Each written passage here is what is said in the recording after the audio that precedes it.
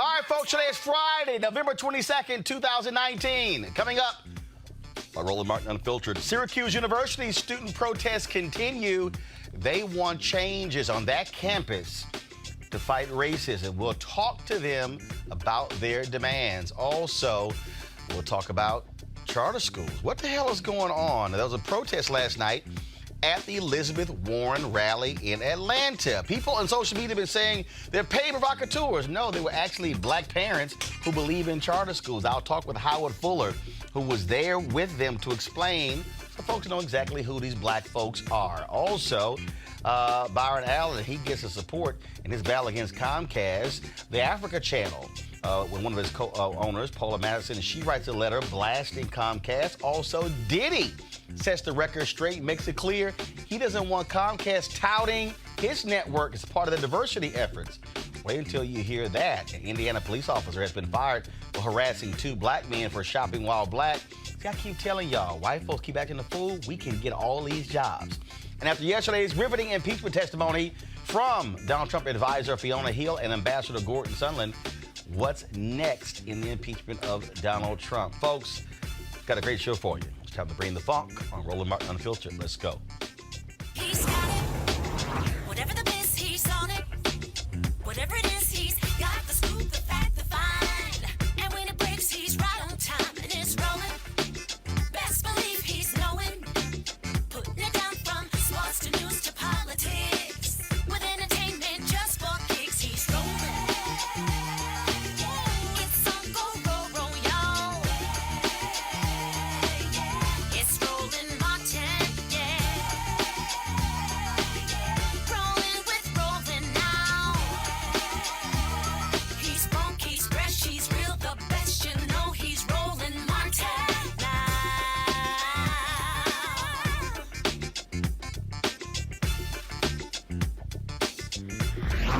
Martin.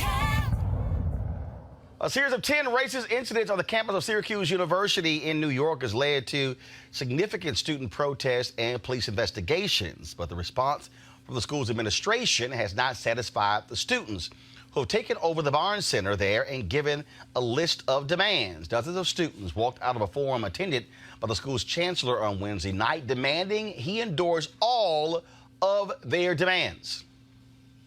Joining us. Actually, we should have more video. Do we have video of that issue? All right, we don't have video. All right, is that it? Grow with it.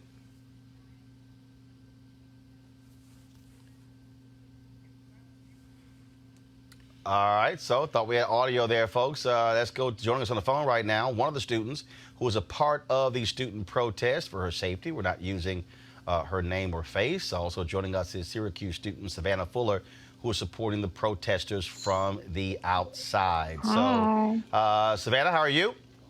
Well, how are you, Roland? Great. First and foremost, I want to start with you. In terms of these demands, what do the students want? So, I mean, there's a lot of things that we want. We've been asking for similar things for years. Specifically 2014, we had something called the general body, in which the student body asked for just more maybe therapists of color, just overall safety. Campus safety is the general demand that we have, and just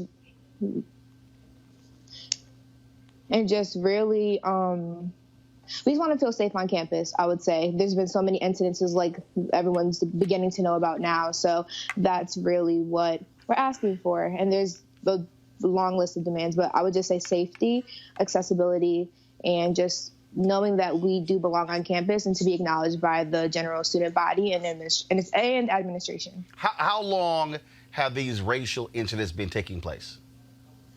So with this particular situation, this particular incident, for the past 10 or so days, but it's been, that's only the documented incidences, but there has been so many undocumented incidences since I'm a senior now, and I've been there since 2016, and there are countless incidences that even haven't been brought to light. So, and the list goes on.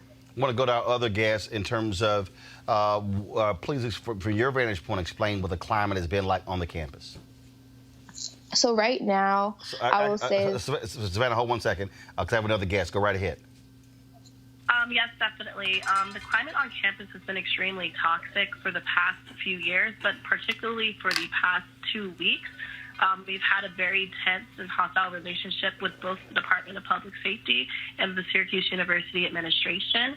And we're trying to navigate that space because the university has done a very poor job of handling these situations in the past, and we just want to make sure they're held accountable. And also coming on here, you didn't want to use your name or show your face. Why is that? Explain that to the audience. So basically, when we started our protest in the Barnes Center, we have been basically threatened with expulsion, with suspension via the Student Code of Conduct, and we want to make sure that our safety is prioritized.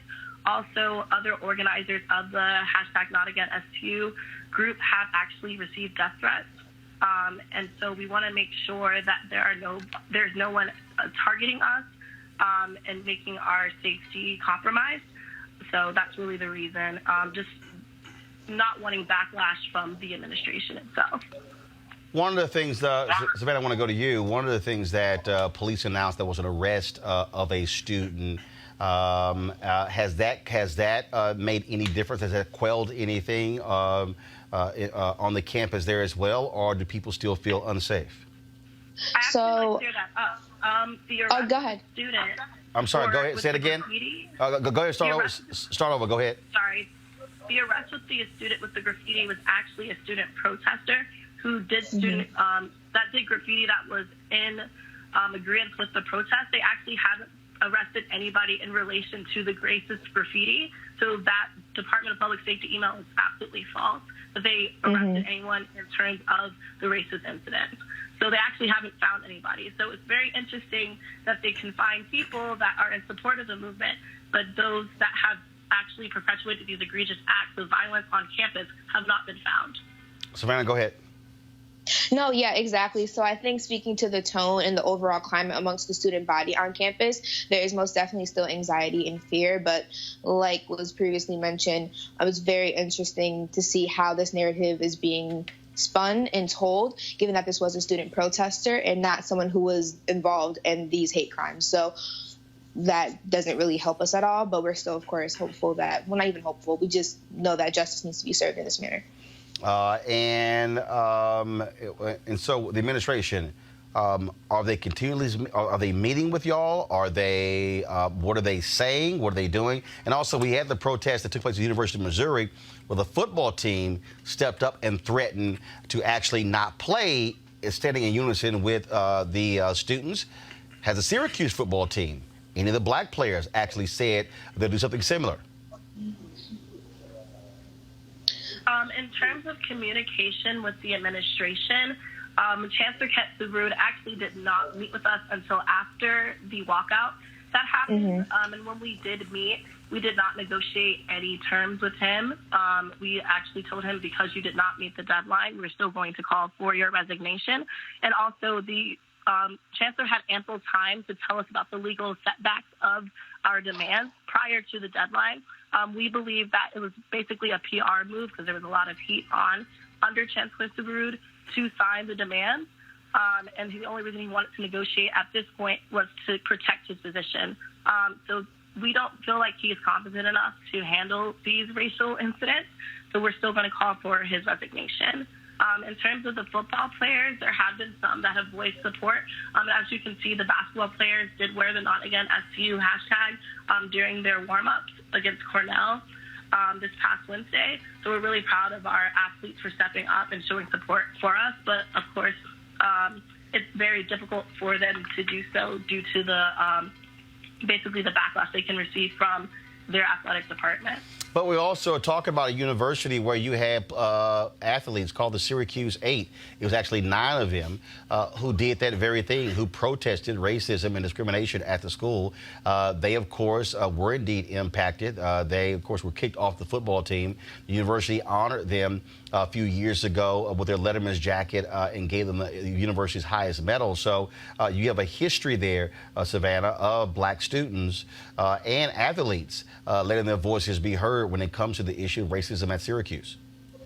Absolutely. So I think there is a general fear of just not being they're not being overall backlash from the administration, but like was previously mentioned again, students are speaking out across the board and across the campus in regards to these issues. So there is a sense of solidarity, and at this point doing what they can to make sure that their voices are heard and that we're not continuously being minimized as students of color. All right. Well, we want to thank both of you for joining us on Roland Martin Unfiltered. Thanks a lot. Thank you so much. Thank you. I appreciate it. All right, folks. All right. We're going to bring in our panel here. First off, Ray Baker, host of the Public Agenda podcast. Also, Dr. Niambi Carter, Howard University, Department of Political Science, and Julian Boykin, founder, chairman, Young Republicans of Southern Maryland. Niambi, I want to start with you. Students at Howard University have protested numerous times as well. What you're seeing is that at these majority white institutions, as I mentioned, University of Missouri, Syracuse, and other campuses, they have used the same tactic, taking over buildings. Happened at Johns Hopkins University when it came to them wanting to expand the police force there as well. Yeah, I mean, I think this is the kind of folks you see engaging in civil disobedience, right, as students. And I think universities are just a microcosm of the country, really. I mean, I think the idea that universities become these safe spaces where people can just traffic in ideas is a really dangerous one, because some of those ideas that students traffic in, right, these are their colleagues. These are people that they share dorms with and eating space and classroom space with.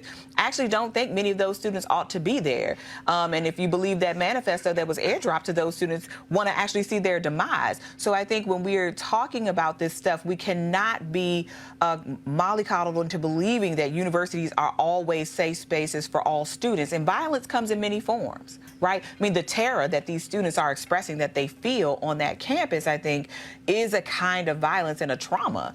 And so universities have a responsibility to make sure all students feel safe, not just from physical harm, but also the sort of psychological violence that this kind of stuff engenders. Ray?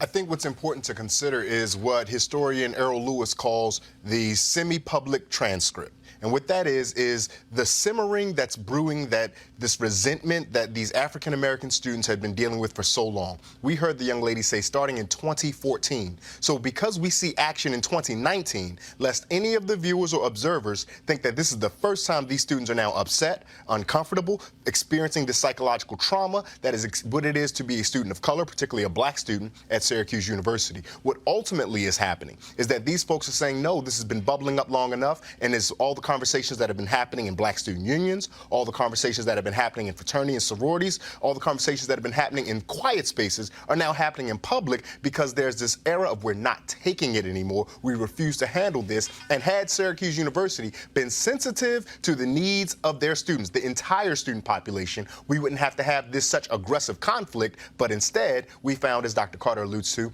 there's only the protection of the physical safety of folks, no concern with the emotional or psychological health and welfare of the students. Julian, the reality is that, again, so many other universities, black students have talked about these environments, how they feel being on these campuses, isolated as well. I think at some point the school has to address the issues as far as, okay, let's sit down, have a talk, discuss what is going on and what can we do to fix it. I think, you know, it's sad that you got to bring it to the forefront and put it out for the media and everybody around the world to see it, just for the administration to start respecting what the students of color is asking for. So with that regards, I think something needs to be done. I know it's 19 things that they asked, according to the article that I read. 16 the chancellor had agreed upon, so the other 3 things he wanted it to be like modified before he signed off on it. I don't know if that's going to be good enough to ensure the safety of the students. So it's not just students of color. You have the Asian students that have complained about, you know, receiving threats and acts of violence towards them as well. So my thing is, what else can be done to ensure students of color their safety? You know, especially when it's dark, you walking from class, walking to your car. You know, that's something to think about. But it's not just when you're in the dark and walking to class, right? Right, I mean, most right. of these things happen in the pure daytime, right? True. But it's also, I mean, we saw this at IU Bloomington this week as well, right? Where you have a faculty member who's writing racist and sexist things on the online platform, right? But he's still employed. And again, the university is saying, I'm not going to force you to take classes with them, but this person has a right to the freedom of speech and to say what they want, and so they're protected by tenure and other things. And I think the same thing with students. Students are saying, don't just give this person a slap on the wrist. Somebody somebody threatened our safety, they need to go. And it's not just a psychological evaluation. It's not just a temporary suspension from campus or removal from the dorms. They have to be gone. And I think this idea we have to protect everybody, even people who say vile, ugly things, is a really pernicious lie we have told ourselves at the university level about what it means to be an academic environment, because not all views actually are going to further our learning and further. I mean, we all can be made uncomfortable at the university, but that's different, right? Being pushed on my ideas is different than being made to feel like my presence is going to engender threats of violence and bodily harm, because we've seen students actually be hurt, whether it be something as extreme as shootings or the young woman who was terrorized by her roommate, right, who was doing things to her property and things like that. I mean, universities are just reluctant to ever really go after students who present these kind of dangers to fellow students. And I think that has to change. And I think the Syracuse students, along with students at all these other university campuses, are bringing that to the fore. All right, folks, let's talk about what took place last night in Atlanta. Senator Elizabeth Warren, she held a big rally there that was live streamed across all of her different platforms. And at one point during her speech, a group of protesters let her know how they felt about her opposition to charter schools. Here's what happened. Stand the discrimination, the pain, the harm that Black Americans have experienced just because of the color of their skin.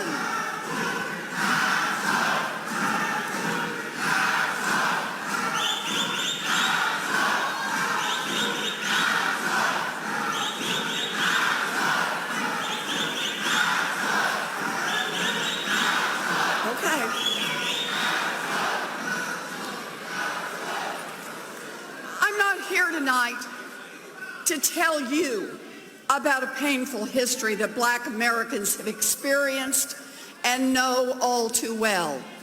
I'm here today for a very different reason. I'm here today to make a commitment. When I am President of the United States, the lessons of Black history will not be lost.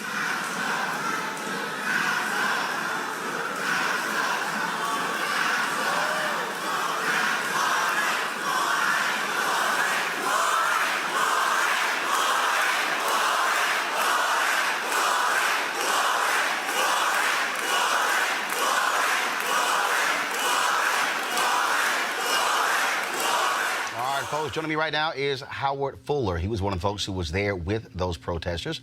Howard, of course, the founder of Black Alliance for Educational Options. He also longtime Pan-Africanist and also former superintendent of the Milwaukee school system. Howard, it's been very interesting today looking at social media. There have been a lot of people who have accused these protesters, have accused them of being plants, being provocateurs.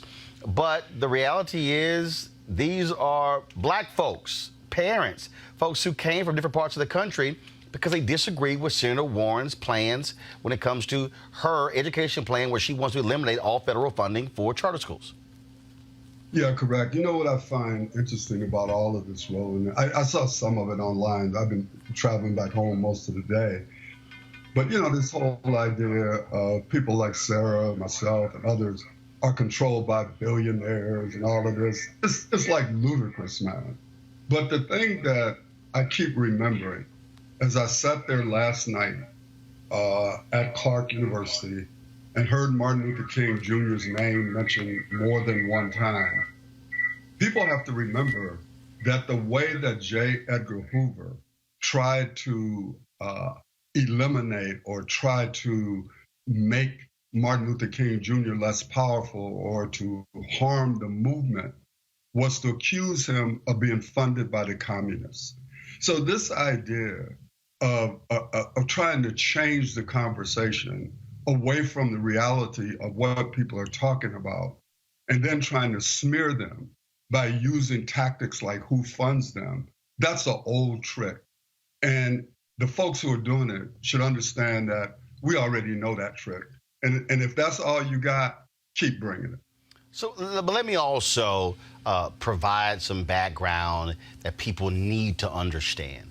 First off, this was not the first debate where black folks who are in support of charter schools actually protested. The first one took place in Houston when the debate was held at Texas Southern University. How do I know? We broadcast my show from the rally in McGregor Park. I spoke on stage at the rally as well. Last month, the debate took place in Ohio.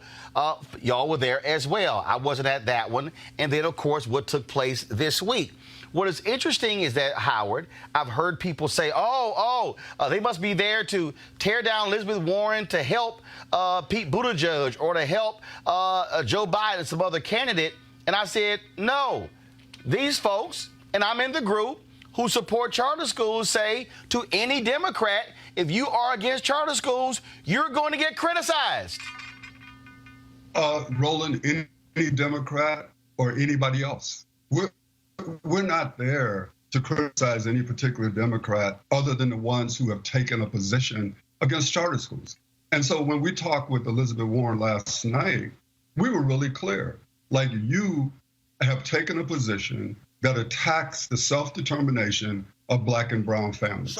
And she started out, Roland, by trying to explain to us. Hold on, Howard. So after the protest, because at one point, Congresswoman Ayanna Pressley stepped to the microphone to quiet y'all down.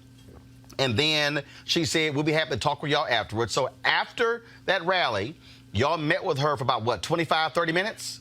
I said about 25 minutes. Okay, all right, go right ahead. The person who talked with me to arrange the meeting, I don't know who else was involved, she has a black pastor. His name is Maynard Culpepper. And he pulled me aside and asked if I would talk to Sarah and the other people who were protesting to ask them to allow her to speak. And that if we would do that, he would arrange a meeting with Elizabeth Warren, which is exactly what happened. And so we did meet with Elizabeth Warren. It was Sarah Carpenter. I just want to say to everybody that this sister is like courageous beyond any words. She's inspiring beyond any words. And the only reason that a meeting with Elizabeth Warren happened was because Sarah Carpenter and those parents and those people who support the right of black and brown families to have choice stood up and disrupted what was going on. And what was interesting, they couldn't figure out what to do with us. Some people said, you need to put them out. Some people said, oh, no, you can't put them out because we up here talking about black women and struggle. So what would it look like to put a group of black people out? So it was all really interesting. But we did, in fact, meet with Elizabeth Warren. And in that meeting, and again, the criticism of her is that when she released her education plan, she called for the end of all federal funds going to all charters. So, or does she call, is it for profit or all charter schools? Well, if you eliminate the fund, it will impact all charter schools. But I think here's the thing, what I told Elizabeth Warren last night, is that her education platform is the teacher union's platform. And it's using all of the words, for profit, privateering, blah, blah, blah, blah, all of the words that you use. And she started out by saying to us that her goal was to have all schools meet the same standard. I told her that if that was your goal, you need to go back and rewrite your education plan, because that's not what your education plan is all about. And what I also told her was that her criticism of charter schools is giving air cover to all of the people in the various states who are coming up with all these different proposals to curtail charter schools, moratoriums, cut funding, all of these different proposals. They're nothing but a way to curtail the right of black and brown families to choose the best education for their children. Howard, and I'll make it perfectly clear why I stand on this. I absolutely support charter schools. I want black people running charter schools, controlling the curriculum, controlling those dollars. But the other piece, and I think this is the most important piece, and that is not accepting failure. Not accepting failure of traditional schools, not accepting failure of charter schools. And I think I just don't understand for the life of me why two things can't actually coexist.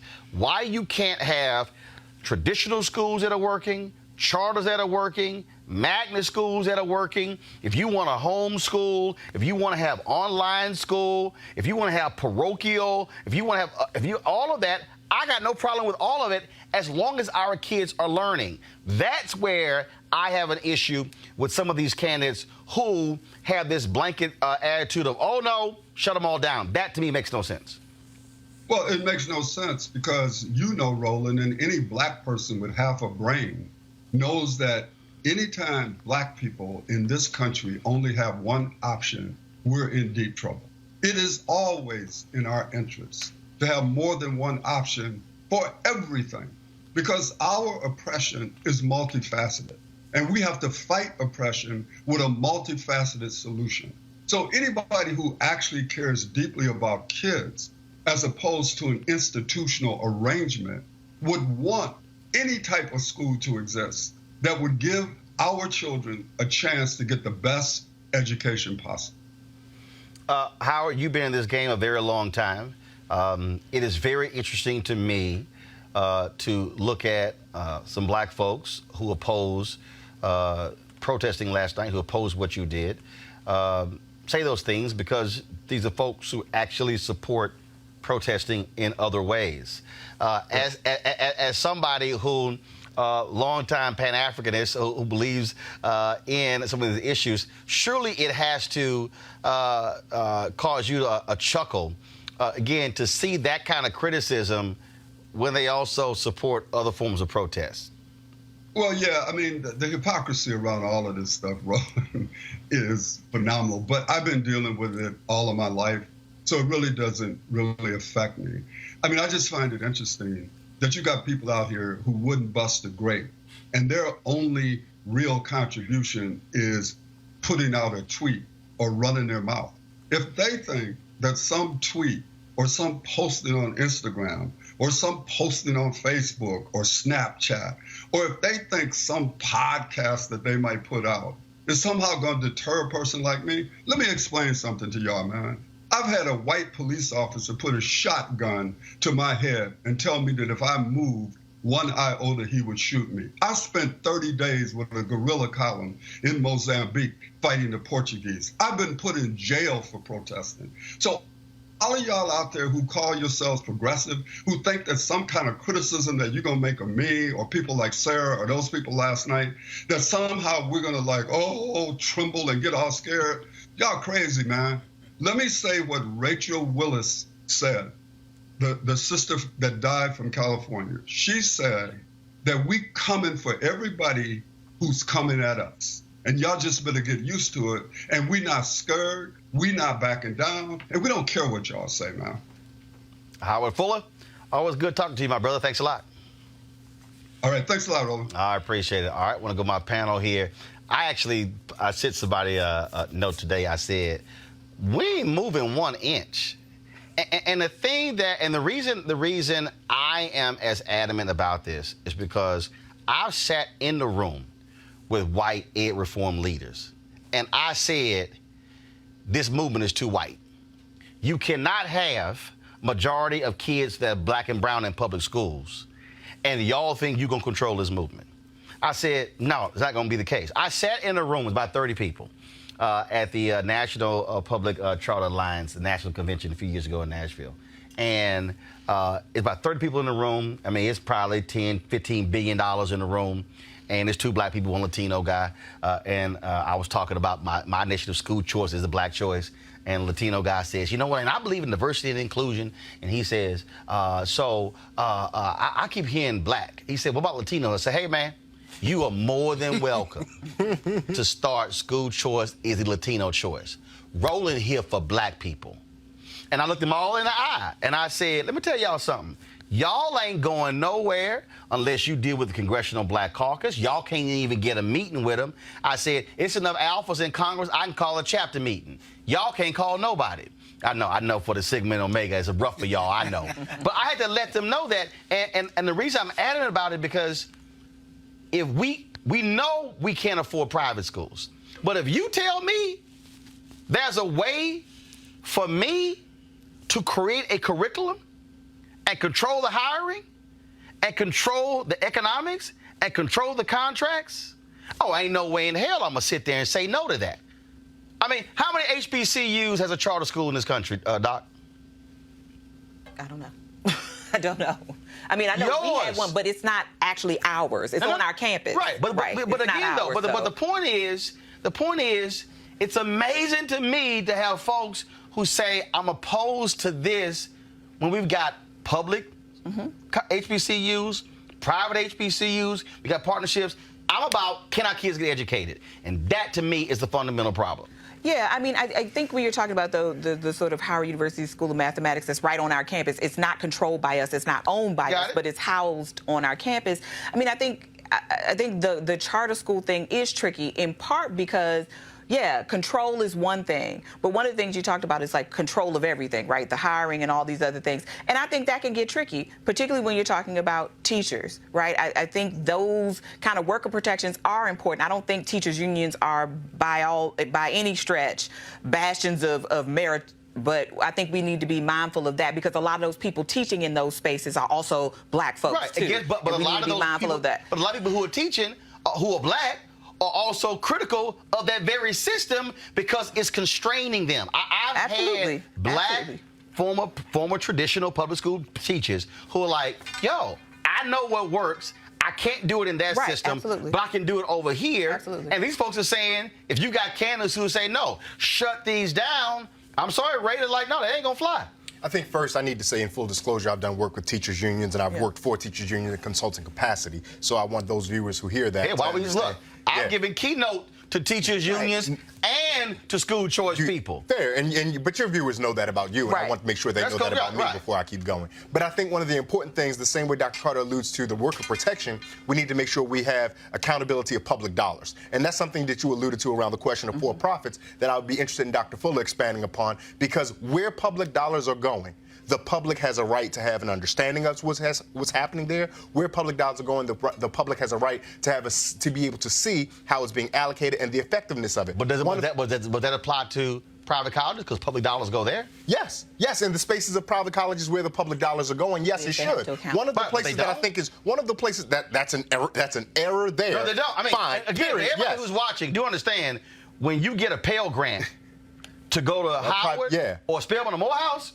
that's public dollars going to a private institution. But that's a problem. I'm sorry. Yeah, but they don't just get to run roughshod over that money, right? Like, it's not just... No. But the point is... No, it is a public dollar going to a private institution, but it's known what that amount is, what it's supposed to be used for. So I think that's a little bit different than what Ray was saying. No, actually, first of all, 67 to 70% of all charters are actually mom and pop, but what they are actually largely run by churches. So first of all, so what happens is in this conversation, folks want to somehow present the position that, especially some of the critics out there, that for-profits are controlling all these schools. They're not. They're nearly 70% are nonprofits, and so that's just a fact. And they are public schools.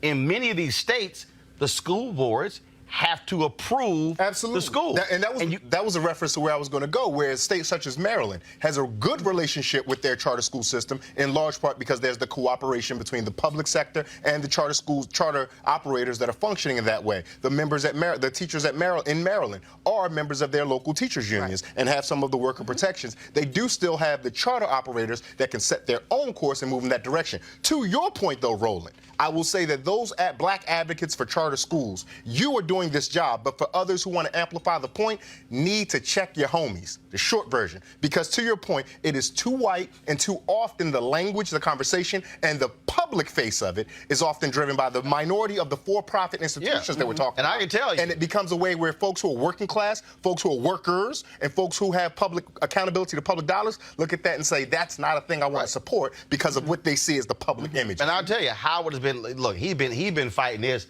a long time, way before I came on. But Julian, here's the thing that, for me, it still boils down to: are our kids learning?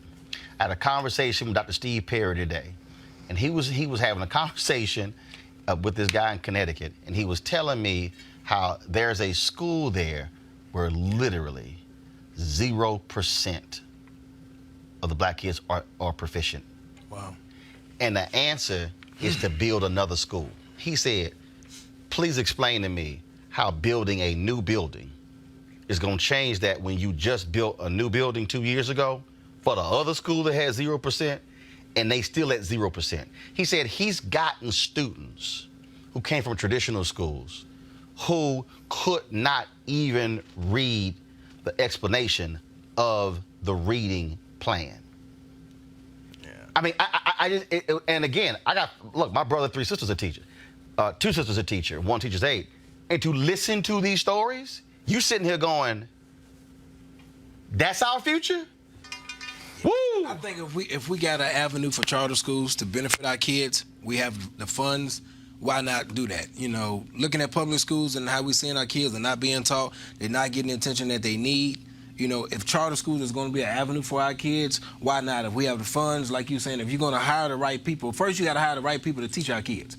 That's one of the biggest problems I see when I go to some schools to mentor. I don't see nobody that looks like me, so therefore, that's one of the problems. If you don't have a male black teacher, not necessarily a black female, but a male black teacher has a big impact on schools these days. And that's missed in a lot of schools, whether it's private, public, or charter. And a lot of these administrators, they don't see that. I don't, you know, you guys are educators, y'all in the field, but explain to me, why is that? I mean, I know they're out there. I know there are black male teachers out there, but I think that is one of the biggest problems. We don't have enough black male teachers in the education system. Let me tell you something. We had on this show, brother, Sean's last name is escaping me. In Baltimore? No, D.C. Okay. Who opened an all-black male school here in D.C., who took the same black boys who was going to the school down the street where they said they couldn't learn and put them boys in that school. Now they're learning. Now here's my whole deal. This is my whole deal. If Sean is doing that, ain't no way in hell I'm saying shut that down. But if Sean's not doing the job, you got to go. See, that's where I draw the line. I can't accept failure in any way. Right. Traditional, charter, magnet, I don't care. But the problem is we have people who are defending jobs, they're defending money, they're defending contracts, they're defending all that other stuff, and ain't doing a damn thing about the kids. And I know some people out there, I'm gonna pull up in a second, I had somebody tell me, they say, yeah, but who getting the money from these charters? I said, who getting the textbook contract?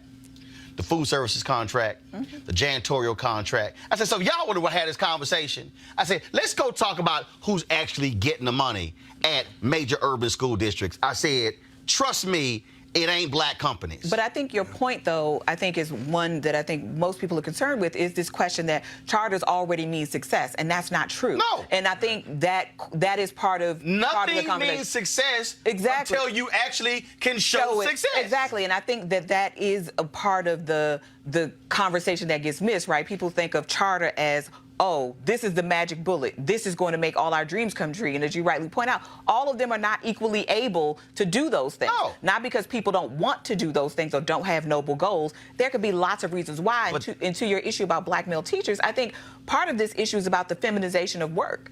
To a certain extent, we have feminized nursing. We have feminized teaching and said those are women's jobs. And now that we're in a situation where you actually have a crisis, right? I mean, there are plenty of programs that are trying to pull black men into this profession for these exact reasons. But guess what? Many of your charters have more diverse workforces, especially with black males, than traditional. Yeah, absolutely. Because if I am in control of the hiring. Well, they don't also have to be certified. No. Hold on. Not in all cases. Hold on. But that's Sean the has a system, though. Hold up. It's some uncertified folks in traditional schools. I'm not saying they don't, but I'm just saying you can make different choices. But here's the whole point, though. Less restrictions on who you can hire. But here's also the question. Certification by whom? Listen, I'm not disputing that. But what I'm just saying, but you can make different choices when you're a charter. To back up what you're saying, I would say try it just to see. We're already seeing what doesn't work right now, right? History has shown this is not working for our kids. So why not try? No, hold on. Why not try what you're saying? You already have it. You have examples of what works in traditional, what works in charter. What I don't understand is how people can't say, hold up, if this is working, study it, replicate it. Traditional, if that's working in charter, study it, replicate it. The problem, which is why they're protesting, is no, shut it down. That's why they're protesting. Right, but that can be two sides of the same coin. Right. And I think Dr. Carter's done a great job laying out some of the worker issues, some of the questions about accountability and things of the sort. Roland, your question about who's authorizing the certification of teachers is a valid question. Fair enough. I think that's separate from the question of particular charter schools and the teachers there. One of the challenges we've had, right, and the point that Roland seems to be making that I would echo is anyone who takes a wholesale approach that this is flawed, throw it all away, this is this, throw it all, let it all be good, is flawed and problematic. To one point to your question about black male teachers, we have to look at alternative teaching programs, right? And while this might be anecdotal, I had a friend out of Watts, California, who wanted to be a history teacher. He had a 3.1 GPA, applied for one of the alternative teaching programs. I won't name which one, but they said no to him. Then I came across a young woman who was a white woman who applied for that same program, comparable GPA, ironically went to Syracuse University, and she was a teacher. And she said, I was doing this 2 years because I wanted to figure out what I wanted to do before law school. So if you're going to say education is the vehicle of social mobility, and you're going to put the alternative teaching programs teachers in front of perhaps the most vulnerable people in the United States, and the people who are doing the teaching are figuring it out as opposed to people committed to education, that becomes flawed and problematic. And we've seen, forgive me real quick, but one example in Baltimore, where I'm from and where I live now, one of the examples we've had is a decrease in black teachers and whole decrease in black male teachers in a school system that has nearly 80% black student population because of their contracts with some alternative teaching programs, and the alternative teaching programs has the selectivity that becomes flawed and problematic, that doesn't put the black teachers, particularly the black male teachers you alluded to, in front of these black students, where we know every student, regardless of race, regardless of gender, does better in the United States when they have black teachers. And we have to confront again, and this is also a difference between charters and traditional. If I have the flexibility to pay you more because you're delivering in the classroom, I am going to be frustrated as hell with a system that says, oh, no, we can't do that. We know you're killing it, but because you don't have a level of seniority, we're going to do. My brother became a culinary teacher at a high school in Houston, led the culinary program to a state championship, to a national championship. They come to him and they say, hey, we want you to be over the program. We can't pay you more because of you've only been here 3 years. And he's going, I'm sorry, state championship, national championship. Put a woman over the program with no background in culinary arts because she had the requisite seniority. If there were charter schools who were recruiting him who were like, yo, come. And see, this is one of those things, that same thing, because young black talent is saying, hey, I'm not going to go into this profession and say, teach for 30 years, and then you're going to get hooked up with that pension down the road. You got young black folks saying, no. If I'm worth 60 or 65 or 70, 75, pay me right now. And that's also when in talking to some former black folks who were teachers or administrators in traditional school system who said that's what they struggled with, because they said we were losing people because I could not work around that system. But I'm sorry, would your brother ask to do more work? I imagine yes, because if nothing else, outside to go from being a teacher to over the program. Outside of the charter traditional question, right? Now we have to ask how the Houston School Board is adjudicating their payment. Because if you ask me to do more work, you pay me more. And that's a worker perception question. But he's already proven himself. But this is also why other countries do better than us, right? Because they actually take teaching as a vocation seriously. They not only pay their teachers well, it is actually a very high bar to entry to be a teacher. It's like being a doctor, if not more taxing, because they recognize what the value of a good teacher is. When you have a good teacher, a dedicated teacher, early, who treats this as a profession, as something you actually have to get better at and be innovative and thoughtful about, you get better outcomes. So this is why other countries are doing better than us. It's not magic. It's because they actually invest in it and treat it like the noble profession that it is. And if charter schools can do that, hey, do that. If public schools can do that, do that. And I think nobody is disputing how variety is actually really important for black choices. There are folks who I mean, well, I'm just saying. No one thoughtful. Exactly. That's a good way to No one thoughtful. No, not true. Keyword. They're not thoughtful on this issue then. They're not thoughtful on this issue. Some very smart people who we know very well who are like, Roland, you're wrong on this. And I'm like, I ain't backing down. Because bottom line is this here. there's an African American out there who is a hell of an administrator who can't do jack, stuck in a system that's set in stone. And if I can break loose of that and create my own school, because here's what I want. KIPP got 200 schools across the country. Oof. Whew. I want a black KIPP. I want a black Yes Network. I want black folks running 100 and 200 schools. When I sat there in Denver and sat with a brother who runs a charter school, who was teaching those students utilizing Egyptian education techniques, I want to see him get more schools. But if I don't have a way for him to do it, then it can't happen. That's what we got to understand. So I say to Democratic candidates, let me tell y'all this last point here. There were 18% of black women who somehow voted for Ron DeSantis. They still trying to figure out how that happened on this issue. Because I'm telling y'all, Democrats, you better listen.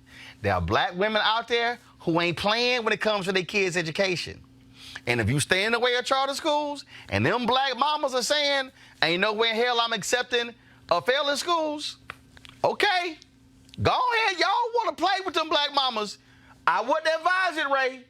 You just alluded to, now you did it really well, you just alluded to one of the challenges you face with black folks, right? The two organization names that you just cited for having so many charter schools don't do good favors for you and the advocates of public charter schools, particularly in contrast to the brothers talking about Denver, which is why I travel the country advocating for black-run charter schools, and I ain't got no problem doing it. So when I say it to the largely white movement, I ain't scared of none of y'all, just like Howard.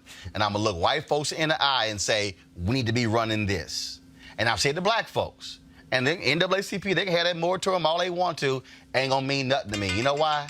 Because there's some mamas and daddies out there who are sick and tired of sending their kids to fail in school. So if some folks want to defend failure, knock yourself out. But like Howard said, we ain't going nowhere.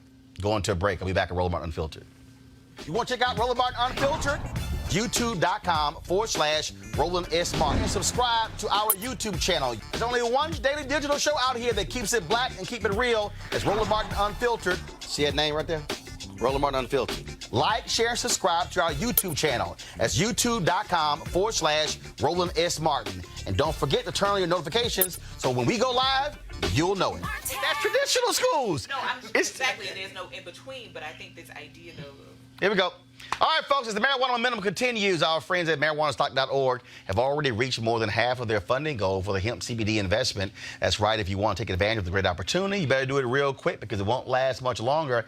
If you don't know, I'm talking about the hemp plant, the good cousin to marijuana with a much higher concentration of CBD. That means hemp gives you all the medical benefits of marijuana without getting you high. Also, if you don't know, hemp farming is now legal in the United States, creating one of the largest commodities worldwide. Now, folks, it's an opportunity for you to invest, and that's where 420 Real Estate comes in. The business model is simple. They buy land that supports hemp CBD grow operations and lease it to licensed high-paying tenants. That's right, they are hemp CBD landlords, and you can get in on the action. As hemp continues to change the economic landscape, 420 Real Estate is allowing you to chase the American dream. Now, the best part is you can invest in this crowdfunding campaign for as little as $200. That's right, $200 up to 10 grand. To invest, go to marijuanastock.org. That's marijuanastock.org. Get in the game, folks, and get in the game now. All right, folks, in Indiana, a deputy constable has been fired after he was seen in a viral video confronting two black men in a store parking lot for acting suspicious. I don't mind showing you my driver's license, but what is your reason that you're asking? Because. Why? Because you're acting suspicious. About what? We was in there shopping. I said, show me your driver's license. What is the suspicion, sir? Get your driver's license out. You can't Just state show the me your suspicion. driver's license. That's all I want to see. You're not explaining to me. You didn't pull me over. You jumped out your car and asked me, did I want to? Investigation. What are you investigating? You just see me in there shopping. I paid for everything that I bought. Get your driver's license out. Sir, show me your driver's license. If you don't got no warrants or nothing, you're gone. I don't have no problem. What is the reason that you're stopping me?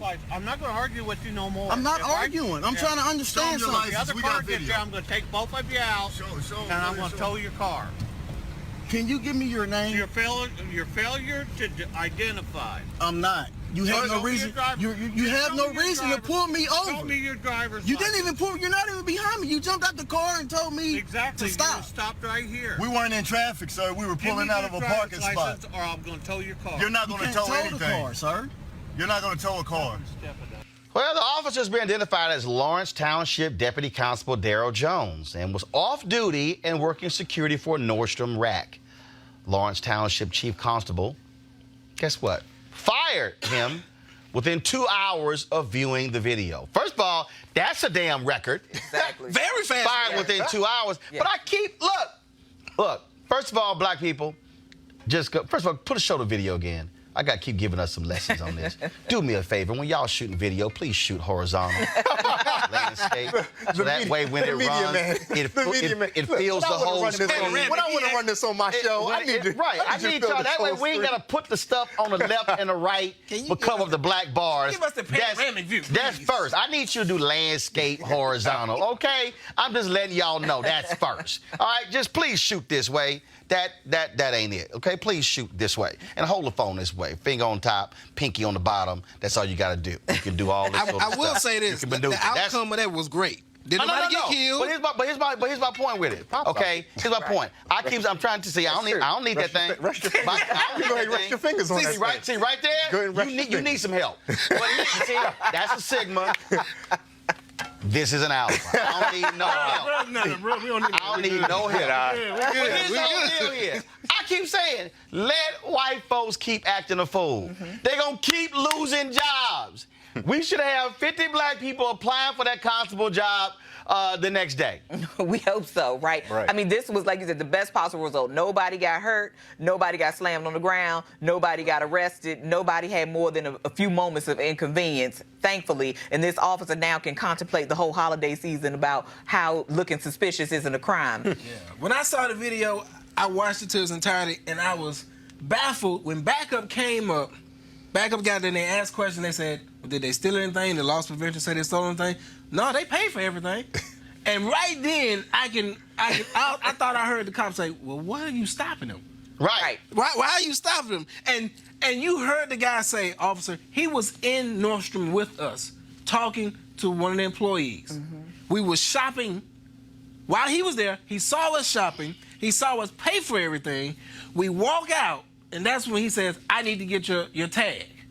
So I'm trying to figure out at what point does racial profiling come to it has to get to a point where, okay, we can't keep doing it. It's too expensive. Trust me. That police department said, get rid of him right now. Yeah, you know what? In every situation where we Before had, even file a lawsuit. Right. Get rid of him right now. I hadn't even called a lawyer yet. look, Indiana knows good and well they are Indiana, Yes. and that constable office Where the knew. KKK was founded. And that's what I'm alluding to. I've lived there. And that constable's office knew, listen, we're going to have something else that come up dicey. We need to get some black folks on our side now. This is an easy win. This is a layup. Let's go ahead and dismiss this guy right now. You got to go. And you know what's the weird thing? That guy operating in capacity of security probably was assuming he's operating in his deputy constable's capacity where he can do this type of thing. But when you're playing glorified rent-a-cop, you don't have the authority to do this. That's right. And now you look like a fool without a job. Well, again, though, so I keep saying, first of all, we should have ran crazy as white people. We should have ran our stinger before that. But I just keep saying, y'all keep doing this. We got no problem keep shooting it. Like the woman the other day, the brother trying to throw trash out and she blocking him, saying because she didn't recognize who the hell he was. I'm telling you right now, these crazy white people out here, we don't owe y'all nothing. We ain't got to show you no ID. We ain't got to prove we live somewhere, and we don't need a white neighbor vouching for us. But I'm telling you, if y'all keep doing it, we're gonna keep showing it, and we're gonna show it every week. And if y'all keep losing y'all jobs, there will be no tears. I will be playing Scarface's song, No Tears, for all of you. I will commend my generation, millennials, and other generations for not acting out in violence. and start playing chess moves and say, you know what, I'm not going to fight you and make me look like a bad person. What I'm going to do, I'm going to put you on camera so the world can see that's right. how messed up it really is, and I'm going to hit you where it hurt. It's going to cost you your job. But see, that's the thing. He wasn't thinking about that. No, he was not. He was thinking about Think their about it right now. He was mad. He was mad that Think about their pension. He was mad they knew their rights. He was mad they didn't show him any deference. He was mad that they were questioning him about why they were questioning them. Precisely. He was pissed. And now his anger and his pride got him at home with his family talking about ain't gonna be no Christmas. why- And they ask valid questions like, Why? where's Right. your supervisor? Can we speak to your supervisor? What is There your you go. name? What is your badge number? They never raised their voice. They never used any type of profanity. They never showed any type of hostility. They smoking a cigarette. They trying to figure out what the hell is going on. One last real note about that, and we have to be careful come time, right? Because while respectability may be a useful tactic, we should not think that these people deserve not to be a cost, and somebody who might be popping back at them with a little bit more attitude, a little more sass, deserves to be slammed or deserves to be shot. I want to make sure our viewers, and I don't want to put that on you that you were saying that. Right. I just want to make it clear. And that's why I got a windshield mount with a GoPro in there, so y'all pull roll over. First of all, I'm a live stream your ass. I'm just letting you know. So they ain't gonna be we recording. No, we gonna be live streaming. Are you gonna notify them as soon as they walk up to the car? Who? You live. I had You the alive. shortcut on my phone. I'm letting you know. To record this and bro, send you immediately. alive right now to 2.5 million social media followers. Please proceed. Yes, please. I'm just letting you know how that was gonna go. Just letting you know. All right, y'all. Yesterday, Diddy released an official statement basically telling Comcast to stop using my damn name. Now, of course, Comcast has been fighting Byron Allen over his lawsuit against him for not carrying his networks. They went to the Supreme Court where the Supreme Court is going to rule on a portion of the lawsuit, which will determine whether the lawsuit can go forward and what legal argument he can use. So what Comcast has been doing, Comcast has been saying, hey, wait a minute. Look at all of these other black networks we provided opportunities to. They mentioned TV One. They mentioned Revolt. Of course, Diddy's network. They mentioned Aspire, which was given to Magic Johnson. My understanding, Aspire's now been sold. I'm trying to confirm that. I'll give more back details. They talked about Afro TV and some other black networks that they have actually put out there, as well as Latino networks. So Diddy dropped this letter. Let's just say he ain't too happy. My name and my network, Revolt, have been mentioned recently by Comcast in reference to the Comcast Byron Allen U.S. Supreme Court case as an example of Comcast's inclusive practices with respect to African-American-owned cable networks. While it is true that we are in business with Comcast, it is not accurate to use my name or my network as an example of inclusion. I do not want my name to be used inaccurately, so I must speak my truth. I also want to make clear that this case is now about much more than cable distribution. It's about the civil rights of millions of African Americans and other minorities. First, it's important that people really understand what's at stake. In its efforts to get the lawsuit filed by Byron Allen dismissed, Comcast has taken a legal approach that could weaken fundamental civil rights protections. I have a problem with this. The Civil Rights Act of 1866, Section 1981, was designed to ensure black people are able to do business in this country and not be denied because of race. Comcast is arguing that this law only applies if racial discrimination is the only factor that leads to a refusal to do business, which would be extremely hard to prove. If they are successful, it will become much harder for any victim of discrimination to seek justice in court. By taking this stance in the Supreme Court, Comcast has put its legal tactics ahead of the rights of millions of Americans to be heard. This is not okay. Above anything else, my goal has always been to achieve true economic inclusion for black people. How can Comcast suggest that it champions diversity and inclusion if it attacks the laws that provide the foundation for economic inclusion? What good are any of their efforts if they are fighting to make it harder for victims of discrimination to be heard in court? Comcast has made this about much more than Byron Allen, and now the civil rights of my children and my community are at stake. To be clear, anything that makes it harder to fight against discrimination is wrong. Comcast is choosing to be on the wrong side of history. On Revolt, I can only share the truth of my experience. Starting an independent cable network is incredibly difficult and capital intensive. The start we received from Comcast, which was a condition of the United States government approval for Comcast to acquire NBC Universal, was important. But it is not the level of support needed to build a successful African-American-owned network. Not even close. Since that launch, our relationship has not grown. and Revolt is still not carried by Comcast in the most affordable packages, nor is Revolt available in all of the markets that would enable us to serve our target audience. Comcast spends billions of dollars on content network every year, but just a few million go to African-American-owned networks like Revolt. That is unacceptable. Supporting diversity and economic inclusion requires a real partnership. The only way black-owned networks grow and thrive is with meaningful and consistent economic support. Otherwise, they are set up to fail. Revolt has never been in a position to truly compete on a fair playing field because it has not received the economic and distribution support necessary for real economic inclusion. Our relationship with Comcast is the illusion of economic inclusion. Rather than using this case to diminish the civil rights protections of millions of Americans, Comcast should use this as an opportunity to listen to a community it relies on and above all do better. That was Diddy. That was yesterday. Well, today, Paula Madison, one of the owners of the Africa Channel and a former NBC Universal executive, issued her own statement. Quote, "The Africa Channel's relationship with Comcast has been cordial and at times even jovial, but our economic relationship cannot be described as a good one. Yes, Comcast is distributing TAC in business since 2005, and my family's investment business is the largest shareholder to about 4 million subscribers, but it has not meaningfully expanded our subscriber base beyond about 2 million Comcast subscribers. In 2011, during the Memorandum of Understanding process, TAC requested that Comcast count it among the 3 channels it will launch, believing those new channels will be distributed to tens of millions of Comcast subscribers. Because TAC was already carrying approximately 2 million Comcast households, TAC was denied and told we were ineligible. Indeed, Comcast is the largest distributor of our small, independent cable network. At that time, Comcast assured the leaders of the NAACP, National Action Network, and the National Urban League that Comcast would increase TAC's subscriber count from 2 million to 6 million, which for a small, independent cable network would have resulted in a palpable economic boost. Eventually, TAC received just half of the promised increase. Since then, TAC has been in conversations with Comcast regarding the additional cable carriage. We have been told that carrying TAC on demand might be a possible solution. The representative said Comcast is considering networks with 0 to very low license fees.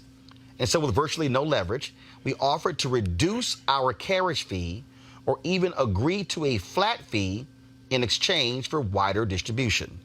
We still believe that a loss in carriage revenues would be offset by increased advertising revenue generated by a larger subscriber base.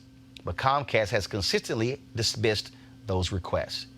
TAC has been an extraordinarily good partner by supporting all of Comcast's multicultural initiatives, such as sponsoring the Adunde Festival, the largest African gathering in Philadelphia, home of Comcast, as well as other Xfinity VOD marketing initiatives targeting the African-American community, but to no meaningful reciprocity.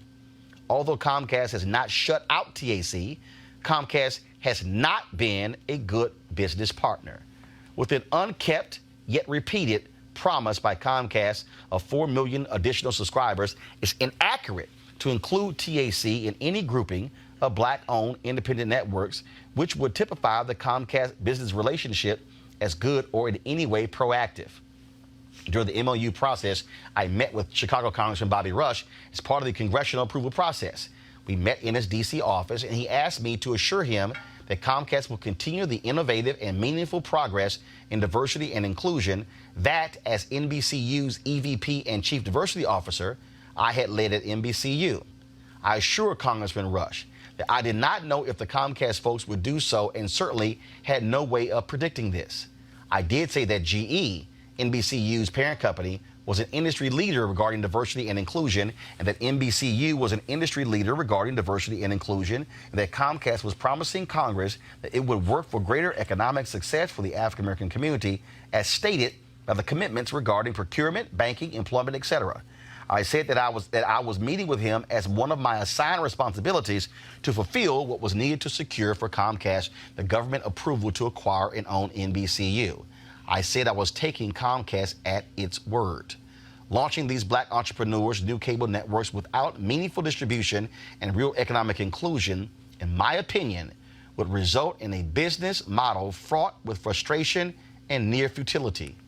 As the NBCU team leader who worked on and negotiated the MOU with the African American civil rights leaders, separately I had raised with Comcast that without a guaranteed subscriber count giving the black entrepreneurs significant revenue and profit, the launch of these channels would not help them achieve success in business. Indeed, as an owner of the Africa channel, I recused myself from any Comcast TAC discussions, but I also knew from my experience that without the key components of a guaranteed number of subscribers and revenue, running a profitable cable network would be very problematic. I shared these concerns with Comcast that the African American networks would be positioned to fail, and Comcast made it clear that it was only committed to launching these networks and not giving them the necessary distribution and economic support to succeed. Period. None of the black-owned networks sought cable carriage solely with Comcast. We all sought carriage on Time Warner, Charter, Cox, etc. However, Comcast was seeking to acquire one of the largest content creators in the world, NBC Universal. And for that reason, Congress legislated that Comcast enter the MOU. Comcast was bound by the agreement to launch the cable networks, but was not bound to distribute to a requisite number of household/subscribers, so the channels never had a good chance of having a profitable and successful business. The amount of money black cable network owners get from their business relationship with Comcast can only be characterized as very small. In fact, Comcast spends in excess of $12 billion in licensing cable networks, of which black-owned networks receive a negligible amount. Because the Africa channel has been included in Comcast citations, which suggested that we are in a good business relationship, I'm writing this statement to set the record straight.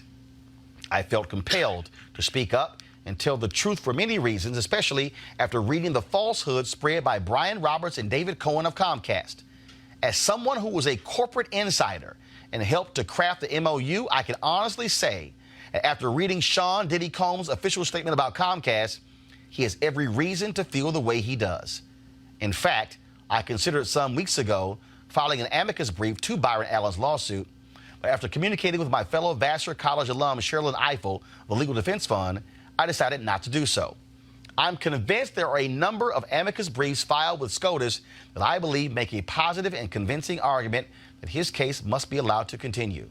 I also spoke with National Association of Black Journalists President Dorothy Tucker, expressing my great concern that the Civil Rights Act of 1866 would be gutted by Comcast and U.S. Attorney General Barr. So I encourage NABJ, of which I'm a lifetime member, to speak out, and indeed NABJ has done so. After watching Comcast's actions regarding the statute, I am now convinced that I have to speak up. Again, this is the reason I am writing this statement. Wow, that's a mouthful, two mouthfuls. I think what these folks are talking about is just the way this firm wants to use them, right, to really browbeat this other black man into giving up his case, or at least beat him in court by saying, hey, I got these other black people, there's nothing to see here. And what they're saying is, actually, you have not even followed through on your commitments to us, so don't use us this way, in part because what they want to do, what Comcast is seeking to do, is basically say, unless we have said we want to keep all the black people from doing business, then there's no case here, which essentially means that there is no law here, and there's no protection here, because it's not just about discriminatory outcomes. It's like, I have to prove the intent, which I think is a complete violation of the spirit of the law. And I think you have folks who are looking at themselves in a powerful position, and actually Comcast emboldened and empowered them by using them as your sort of markers and the people who define your diversity initiatives. And those folks are saying, wait a minute, Comcast actually hasn't done what not only they promised us, they haven't done what they promised Congress, that they have actually been in violation of their agreements with us. So Byron Allen is just sort of the latest manifestation of the ways in which Comcast wants to continue to do business, and we're not going to allow ourselves to be used to oppress another black man and keep him from his opportunity. But not just black. Robert Rodriguez, his network, the El Rey Television Network, which Comcast launched in 2010, this is what he said on Friday, quote, "While we are grateful for the opportunity Comcast gave us as the first distributor to launch our networks to service our communities, we want to be very clear that they had significantly more to gain financially." That's what he told Cable Facts Daily, and he was agreeing with Sean Diddy Combs. But here's the thing, Ray, that also has to be done here. The MOU that was signed by those civil rights organizations, you needed business people negotiating those. You needed people who understood the industry negotiating those. Because if anybody who knew the industry, they would have said, no, you got to guarantee distribution. See, just saying you can have a record label is one thing. But if you got no access to the places that are going to play your stuff, it don't matter. And that's the real deal here. And this is no disrespect to any of our civil rights organizations. But I will dare say this. The problem with that MOU was it was weak. You cannot say, hey, just launch a network.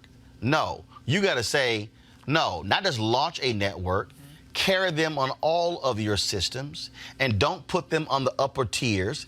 Put them on the lowest tier, because BET is the only black network that is on the basic tier because they were the first. That's it. And so what happens is, I know for a fact when I was at TV One, they would put the black networks on the tier as with HBO and Showtime. So that means that black people, to get the black networks, had to pay the highest cable bills in order to see us. So even though we were in 55, 58 million homes, we were available in that many homes.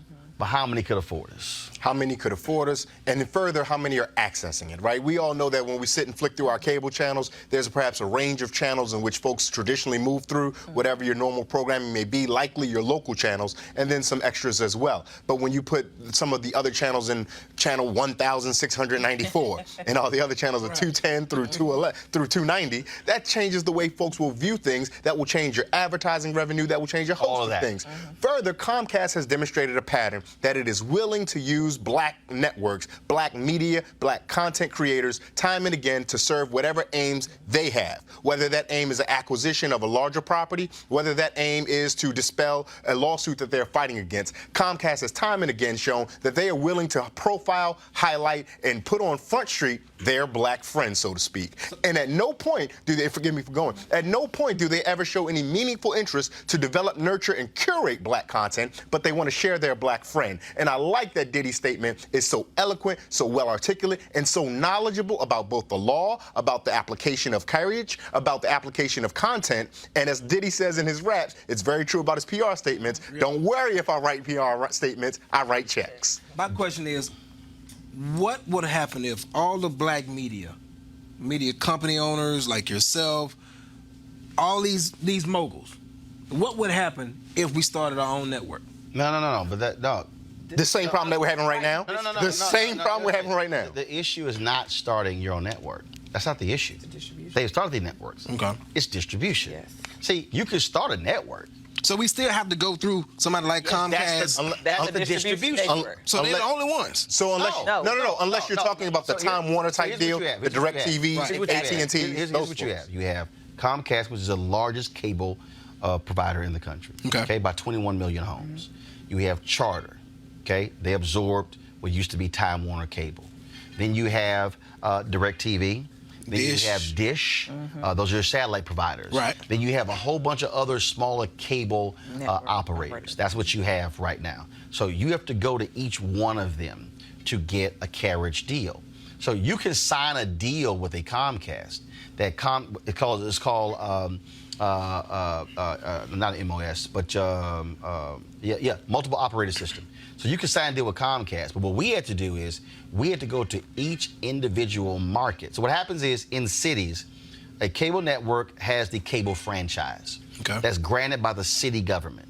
And so in that city, the city council votes on, you get the city's cable franchise, just one. Now, it was a lot of drama when Verizon Fios came in, and then when AT&T Uverse came in because they were not cable. They were fiber optic.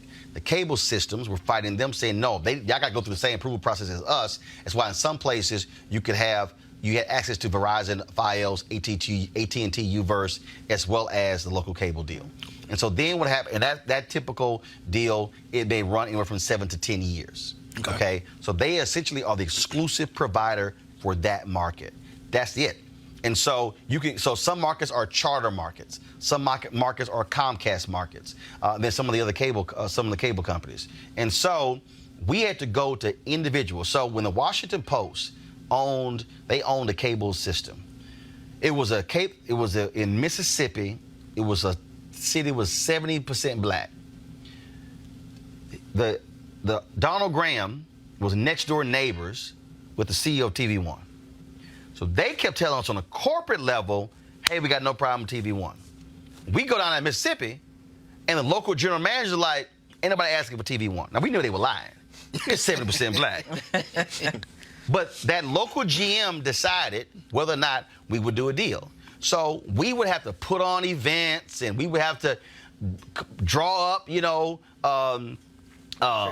interest among the public. But then here's the problem. If you got caught encouraging folks to write in, they could ban you from other networks across the country. Doc, I'm trying to tell you. Wow. TV, you gotta understand. I know this because I had to live it. Right. TV One, Jonathan Rogers, the founding CEO of TV One, he's the first CEO of TV One, sent me across America to do events in black communities to get black folks to request TV One. I went to Rochester, New York. I went to Buffalo, New York. I went to Fort Worth, Texas. I went to San Antonio. I went to Charleston, South Carolina. I went to Savannah, Georgia. Went to all around the country, putting on these events. This is who we are to get black folks interested. And we have to do all of that. Now, Comcast could have said, we're going to put you on all of our systems. Kill all that in one move. So that's also. So you have Revolt, to my understanding, not even being carried in Philadelphia. Okay. And Revolt's like, hello, all the black folks in Philly? Yep. And so that's what you got going on here. So it's been very interesting. And so I'll say this here. For Diddy and for Paula Madison with the Africa Channel to drop these letters and lay this out, if I'm Comcast, I'm like, damn, we are not winning this war. And if you look on Twitter, Comcast has been loading up on tweets showing all their multicultural efforts. These letters and what Robert Rodriguez had to say, trust me, is not going to. Now, granted, the people who do Afro TV also wrote a letter praising their working relationship with Comcast, but these other folks who Comcast has been touting, being like, nah, that ain't the case. And that's what happens, though. You put these people's name out there, and now people are like, oh, now we got to respond and tell the truth of what the relationship is. They have not done what they promised. Exactly. They haven't done what they promised, and what they want to do is use us to harm this other black man, and we're not going to be used in that way, because the real sort of power in this moment is not in sort of siding with Comcast and staying quiet, right? It's siding with this person, because everybody has a lot to gain here, right? It's not just Byron. Absolutely, they've been affected by it. And I think, and people also don't. I mean, the reality is that look, this is a fight between Byron Allen and Comcast. But what it also is exposing are some of the underbelly of what happens in the industry. Absolutely. And that's what people don't understand, because your carriage and your subscription fees is what drives your revenue. And so what happens is when you sign a cable, people don't realize, when you sign a cable deal, some of these cable deals are 5 years. Some of them are 7 years. So what happens is you negotiate a deal with the Comcast or Charter, anyone. And let's say you say it's Comcast and they say, okay, 10 million subs. Okay? Get a calculator out. You go, all right, so you're going to pay us 10 cents per sub. So that's 10 million subs. Again, if it's 10 million times that 10 cents, that means we making $1 million every month. That means we're getting solely on subscription fees 12 million a year. That means that if I sign a deal, it's a 5-year carriage deal, I can go to the bank and say, I'm getting $60 million over the next 5 years. Now, I need 200 million for programming to run my network. That's what the carriage fee battle is all about, and that's what people are now understanding the intricacies of the market. And so when a person says, "Well, damn, man, I would love to have TV1. I would love to have, Revolt, but damn, you're in that upper tier, so I can't afford that. So I'm gonna pay for that basic tier or the one right above." I never could see your network because you're forcing me. The cable systems are placing them on the upper tier by design. Well, final comment, go ahead. Well, I was just going to say, rarely in history of ever has someone been one of the folks that are being sued in a lawsuit. And then when they get dropped from that, do they join an amicus brief that supports the people that were suing them? That's what happened here with the NAACP. Because Byron Allen was alleging that the NAACP and the other civil rights organizations, in signing the MOU, to your point, Roland, had been negligent in their duties to ensure the protections of civil rights. And so once the NAACP was dropped from that, now we see the NAACP signing the amicus brief. That's what we see Ms. Madison alluding to. And lastly, one of the things that Comcast definitely doesn't want to have happen is if this case goes forward, there will be depositions, right? And so no one in the history of ever wants to sit for a deposition. Because if you get subpoenaed, so Diddy, if they can dismiss this, if they can dismiss this, that's fine. But all that stuff that Diddy's talking about, all that stuff that Ms. Madison, Mr. Rodriguez are saying in their statements, those things become unsworn under oath, and all of Comcast's But they could have fixed it. business. They could have fixed it back in the Ninth Circuit. When they lost, they could have said, all right, we're going to go ahead, we lost, we're going to pay you and be done with it. They decided to challenge it. How long have you been observing capitalism in America? When do people lose? When do people lose and go, you beat me? You know what? Let me also say this, because I love these people who. So this Jeremy has awakened. Love, he said, we have Roland Martin, Tyler Perry, Oprah Winfrey, Byron Allen, Bill Cosby, along with other radio owners that are black radio stations, owners and crowdfunding. No excuses can be done. But let me go ahead and say this here, folks. That's great. But let me be real clear. It's a whole bunch of people who say what we need, but then who don't do a damn thing. I've gone to numerous other black media companies who aren't even doing anything remotely like what we're doing here, and they have been wanting to partner. I've gone to black folks with money and still trying to wrestle a dollar out of them. But also, when I have people who say, oh, we need to be doing this and this, the question is, are we actually willing to write a check? Are we going to support it? See, it's real simple. It's real simple to say we need this, but then what do we do? Wendy Thomas, the MLK 50, her business school person at Harvard said, oh, this idea will never work. Now they're going on their third anniversary, and they have been succeeding. I recently gave to their crowdfunding effort. We also have to treat our black media companies the same way black folks did when we only had black newspapers. Let me repeat that. The Chicago Defender was not free. The Pittsburgh Courier was not free. The Atlanta Daily World was not free. You had to pay for a subscription to those black papers. The reason Robert Abbott was able to send black people to the theaters across overseas to actually cover World War I and World War II, no, they weren't putting Associated Press stories in black papers. There were black people who were actually in the theaters of war. It's because black people were buying the newspapers.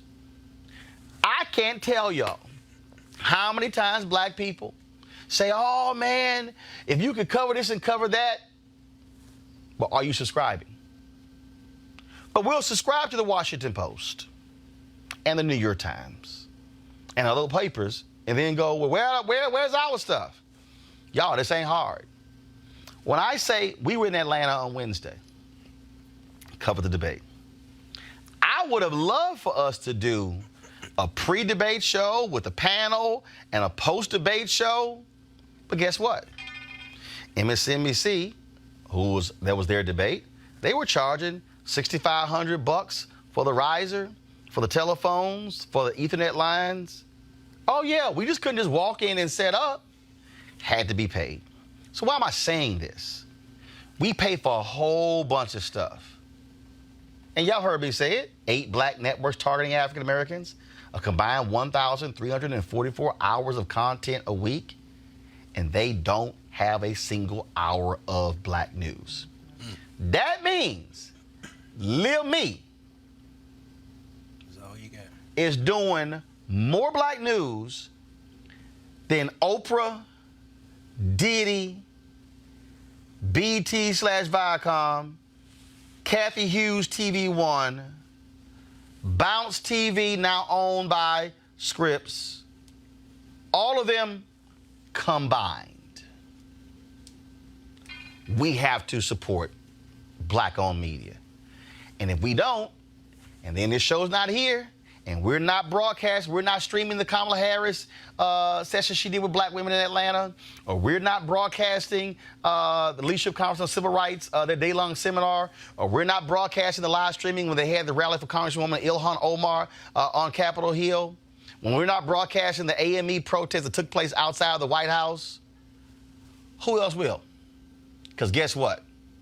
The other black websites, they ain't there. The black networks, they're not there. Frankly, it's just us.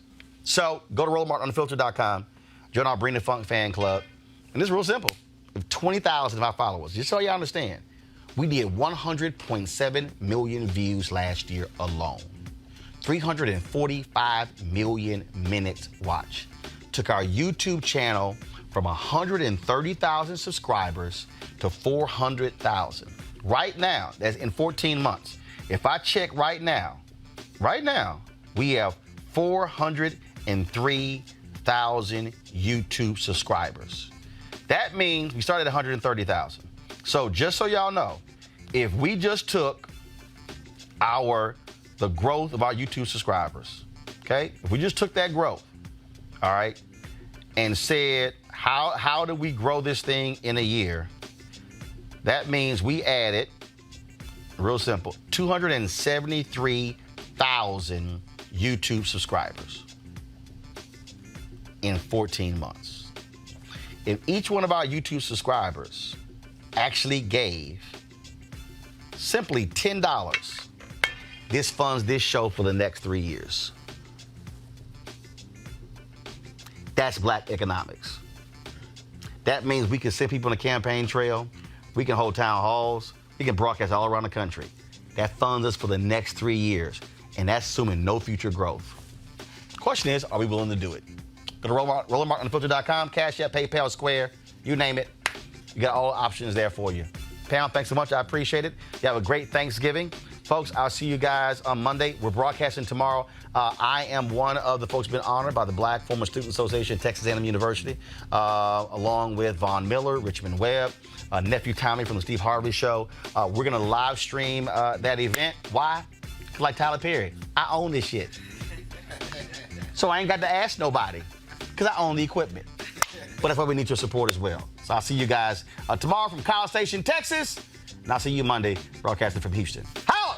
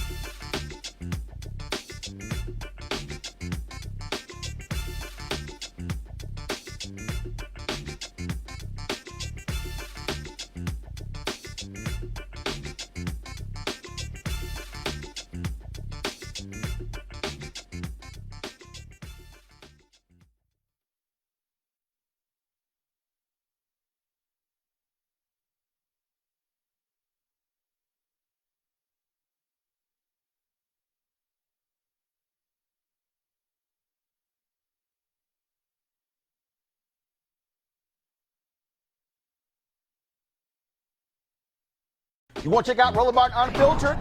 YouTube.com/Roland S. Martin. And subscribe to our YouTube channel. There's only one daily digital show out here that keeps it black and keep it real. It's Roland Martin Unfiltered. See that name right there? Roland Martin Unfiltered. Like, share, and subscribe to our YouTube channel. That's YouTube.com/Roland S. Martin. And don't forget to turn on your notifications so when we go live, you'll know it. Hey everybody, this is your man Fred Hammond, and you're watching Roland Martin, my man, Unfiltered. Hi, this is Essence Atkins, and you're watching Roland Martin Unfiltered.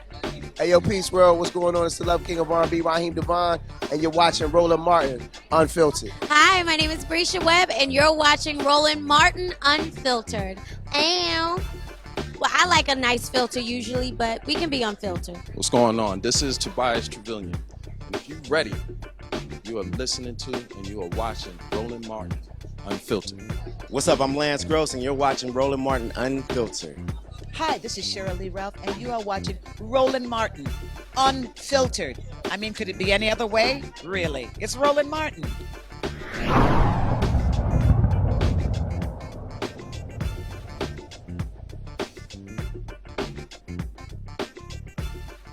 You want to support Roland Martin Unfiltered? Be sure to join our Bring the Funk fan club. Every dollar that you give to us supports our daily digital show. There's only one daily digital show out here that keeps it black and keep it real. It's Roland Martin Unfiltered. Support the Roland Martin Unfiltered daily digital show by going to RolandMartinUnfiltered.com. Our goal is to get 20,000 of our fans contributing $50 each for the whole year. You can make this possible. RolandMartinUnfiltered.com. Hey fam, want to check out Roland Martin Unfiltered, the blackest show on all of digital, cable, and broadcast. Check out our audio podcast. There's only one daily digital show out here that keeps it black and keep it real. It's Roland Martin Unfiltered. Press play.